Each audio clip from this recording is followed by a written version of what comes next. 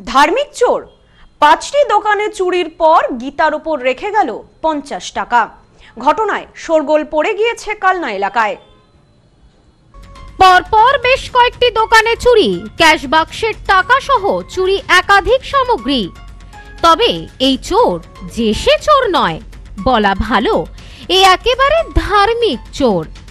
নিশ্চয়ই অবাক হলেন ধার্মিক চোর কথাটি শুনে। চুরির পর গীতার ওপর ৫০ টাকা রেখে চম্পট চোরের। আসুন তাহলে জেনে নেওয়া যাক কোথায় ঘটেছে এমন অবাক করা ঘটনা। অদ্ভুত কাণ্ড। পরপর কয়েকটি দোকানে চুরির পর একটি দোকানে থাকা গীতার ওপর ৫০ টাকা রেখে পালালো চোরের দল। ঘটনায় চাঞ্চল্য কালনায়। শীত নামতেই বেড়েছে চোরের উপদ্রব। তবে কালনায় যে চুরির ঘটনাটি ঘটেছে তা অদ্ভুত চুরি বলা যেতে পারে। সেই সঙ্গে চোরকে বলা যেতে পারে ধার্মিক চোর। অন্তত চুরি যাওয়া দোকানের মালিকরা তো এমনটাই বলছেন।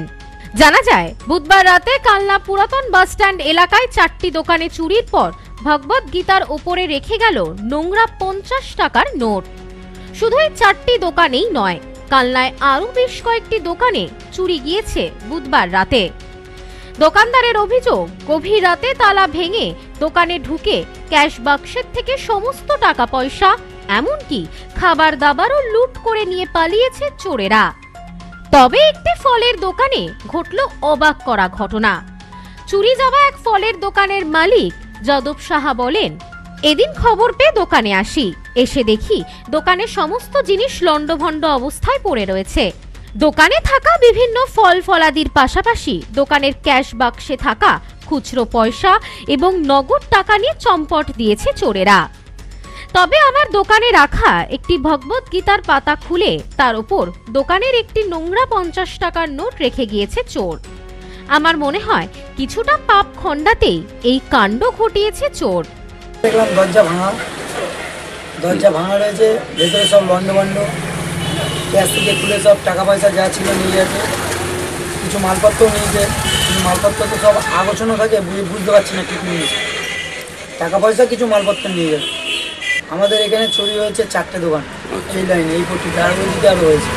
হ্যাঁ, পুলিশ এসে দেখে গেছে, যে আমরা লিখিতেও জমা দিয়েছি, বাট রিসিভ কপি এখনো পাইনি, বলবো সন্ধ্যেবেলা এসে নিই। এই বিষয়ে স্থানীয় এক বাসিন্দা জানান, গতকাল কালনা শহরের বেশ কয়েকটি দোকানে চুরি হয়েছে। শুধু এই 4টি দোকানেই নয়, আরো অনেক দোকানেই চুরির ঘটনা ঘটে। চোরেরা দোকানের তালা ভেঙে রীতিমতন সবকিছুই চুরি করে নিয়ে পালিয়েছে। তবে পুলিশ এসেছে, সমস্ত বিষয় খতিয়ে দেখা হচ্ছে। আমরা পুলিশ প্রশাসনের কাছে আবেদন জানাই, আগামী দিনে যেন এমন চুরির ঘটনা না ঘটে, সেই বিষয়টি যেন তারা ভালোভাবে খতিয়ে দেখে। সময়টা বেছে নেয় কেন, এক শীত পড়েছে আর ভোরবেলাটা শুনলাম 4টে নাগাদ ওরা টাইমটা বেঁচেছে। ওই সময় রাস্তাঘাট ফাঁকা থাকে, ওই সুযোগটা চোরেরা কাজে লাগিয়েছে। আমি যা শুনেছি 12-13টা দোকানে শুরু হয়েছে, এখান থেকে তেঁতুলতলা এবং ম্যাক্সিমাম সব ঘুমটি গরিব ঘরের দোকানদারাই ক্ষতিগ্রস্ত হয়েছে। আশা করি পুলিশের উপর ভরসা রাখছি, চোর ধরা পড়বে, ভবিষ্যতে যাতে না হয় সেই হিসাবে সতর্ক দৃষ্টি রাখবে প্রশাসন। স্থানীয়দের মতে চুরি তো অনেক দেখেছি, কিন্তু এমন ধার্মিক চোর এই প্রথম দেখলাম।